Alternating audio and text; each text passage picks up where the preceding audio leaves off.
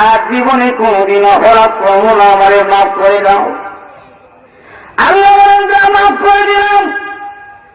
এখন তো আল্লাহর জন্য উচিত ছিল তাকে আর না মাফ করা। এইদিকে তওবা করেছে, আবার অপরাধ করে ফেলেছে, রাস্তা দিয়ে যাইতেছে, যাত্রা গান শুরু হয়েছে, তওবা যে করছিল আর মনে নাই। জ্ঞান চরিত্র এদিক ঘুমের আগে আমার চলে হয়ে গেছে, মানুষ যদি ঘুমে যায়। আজ যদি এই গুণা নিয়ে তোমার তরবার থেকে, তোমার তরবারি এই গুণা নিয়ে যদি হাজির হই, জাহান্নামে আমি আগুন আমার শরীরের মধ্যে ধরে যাবে। প্রভু এই জন্য সহ্য করতে পারবো না, মেহরবানি করে যাত্রা দেখে যে গুণা করছিলাম মাফ করে দাও। আল্লাহ তো উচিত ছিল তারে তাড়ায় দেওয়া। আল্লাহ বলেন দ্বিতীয়বার যখন তওবা করে আমি আল্লাহ আমার বান্দা বান্দিকে ওই মুহূর্ত মাফ করে দিই। এখনই রাত তওবা করলো, পরের দিন যখন বাবের সময় যখন এক লুকাইছে ভাইও দেন না 1,000 টাকা, মনে মনে রাখলো 1,000 টাকা দিন তো সুদে লাগিয়ে দিলাই, তওবার কথা আর মনে নাই। দিতে লাগে ঘুমানো লাগে, মনে হয়ে গেছে ঘুমানো লাগে। আল্লাহ তোমার কান্না কান্দি শুরু করে দিয়েছে। আর ভাই আল্লাহ আবার অপরাধ করেছি, মাফ করে দাও। এবারও তো উচিত ছিল আল্লাহ তাকে গোসব দিয়া মাটি করে ঢুকায় দেওয়া, যে অপরাধ করছে। কিন্তু আল্লাহ আমি আল্লাহ পৃথিবীর মানুষের মতো নয়, তারাইয়া দিই। বারবার বান্দা বান্দি অপরাধ করল, পৃথিবীর মানুষ তাকে মাফ করে দিল, কাছে করে নেয় না। কিন্তু আমি আল্লাহ এমন এক জানু, বান্দা বান্দি বারবার অপরাধ করিয়া তওবা ভঙ্গ করলেও আমি আল্লাহ শুধু মানুষের মতো মাফ করিতা না, আমি আল্লাহ তার জিন্দেগির গুনাহ মাফ করে দিয়ে তাকে আমি আল্লাহ আমার ওলিদের খাতারের মধ্যে তার নাম ওঠায় না। এবার কি বুঝলেন? আমার আল্লাহ আমাদেরকে মায়া করেন কি করেন না? এখন করেন কি করেন না? আল্লাহ আমাদেরকে অনেক ভালোবাসেন। নূহ আলাইহিস সালাতু ওয়াস সালাম 950 বছর দাওয়াত দিলেন, কিন্তু দেখা যায় ওনার দাওয়াত গ্রহণ করে না মাত্র 40 জন। আল্লাহ দোয়া করলেন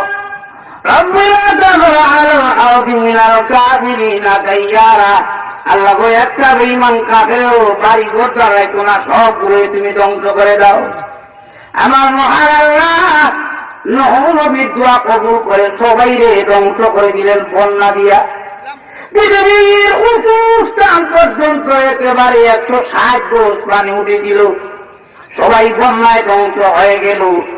বন্যা শেষ হওয়ার পরে রব্বুল আলামিন ডাকে বলেন নূহ নবী একটা কাজ করো, মাটির পাতিলা বানাও।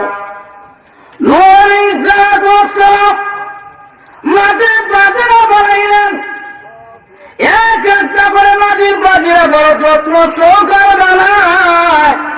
কেন যত্ন করে বানায়? আমার মহান আল্লাহ বলেছেন বানানোর জন্য, নষ্ট যাতে না, দিনে রাতে পাহারা দেয়। ওই শরীরের মধ্যে পেট কাদা লেগে যায়, কিন্তু কষ্টরে কষ্ট মনে করে না, কারণ আমার আল্লাহ বলেছেন বানানোর জন্য।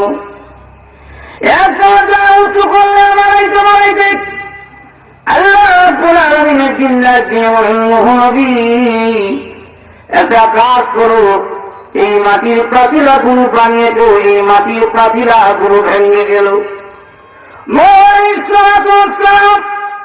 যেই মাটির পাতিলা গুলো নিজের হাতে বানিয়েছেন, সেই মাটির পাতিলা গুলো আবার নিজের হাতে ভাঙলেন। আর মনে মনে কষ্ট পাইতেছেন, কেনই বা আল্লাহ বললেন বানানোর জন্য, আবার কেনই বা বললেন ভাঙ্গা করার জন্য? কারণটা কি? মনে মনে কষ্ট পাইতেছেন। এবার ভাঙ্গার পরে শ্রদ্ধার মধ্যে পড়ে গেছেন। শ্রদ্ধার মধ্যে পড়ে জানলেন প্রভু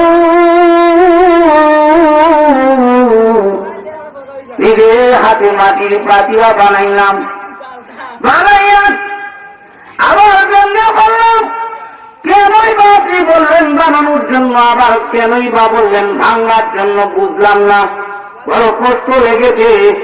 আল্লাহ বলেন নূহ নবী কষ্ট লেগেছে বলে আল্লাহ যার জীবন নূহ নবী নিজের হাতে মাটির পাতিলা বানাইয়া নিজের হাতে তোমার ভাঙতে কষ্ট লেগেছে বলে কষ্ট লেগেছে। আল্লাহ বলেন নূহ নবী এই মাটির পাতিলা তুমি বানিয়েছিলে, ওই মাটির পাতিলার ভিতরে কি কোন রুহু ছিল? নূহ নবী বলেন না, মাটির পাতিলার ভিতরে কোন রুহু ছিল না। আল্লাহ বলেন নূহ নবী বলো মাটির পাতিলা কথা বলার কোন যোগ্যতা কি নেই? আপনারা কি বলেন মাটির পাতিলা কি কথা বলতে পারে? আরে রকম না বাবু, মাটির পাতিলা কথা বলতে পারে না। আল্লাহ বললেন নূহ নবী চলাফেরা করতে পারেনি বলে না, চলাফেরাও করতে পারে না।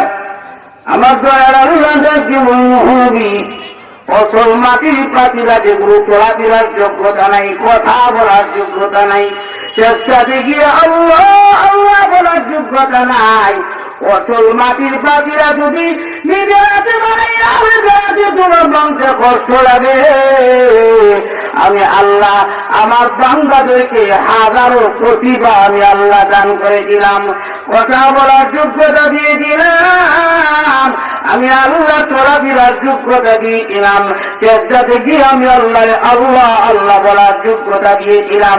অসল মাটির পাতিলা যদি নিজের হাতে বানাইয়া তোমার নিজের জীবনকে কষ্ট লাগলো, আমি আল্লাহ যে আমার সঠল বান্দাগুলোকে পানি দিয়া বন্যা দিয়া তোমার দুয়ার কারণে যে তাদেরকে ডুবায় মারলাম, এবার বলো তো আমি আল্লাহ আমার বান্দাদের প্রতি কেমন মায়া লেগেছিল। কি বুঝেন আপনারা? আল্লাহ দয়া মায়া বেশি না কম? আল্লাহ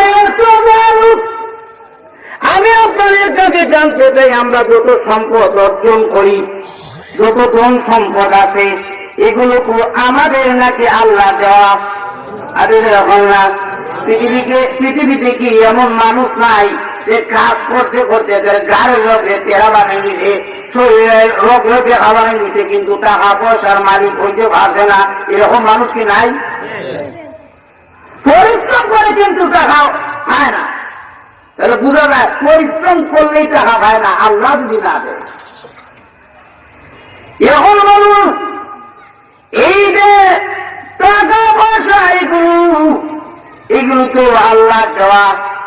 এখন আল্লাহ রাব্বুল আলামিন পবিত্র কোরআনে আবার জানিয়ে দিয়েছেন, আল্লাহ বান্দিরা রে এই টাকা পয়সা দান সৎকা আমি আল্লাহর রাস্তায় করি, আমি আল্লাহ ওই দান সৎকার কারণে তোমাদেরকে জান্নাত দিয়ে দিব। টাকা পয়সা কার? আরে যখন না জান্নাত কার? জান্নাত আল্লাহ, টাকা পয়সা আল্লাহ, সেই টাকা পয়সা দিলে আবার আল্লাহ জান্নাত দান করবে। আপনার তো নিজের না, বাজারে যদি গিয়ে মারছে তোর টাকা দিয়ে তুই মারবে,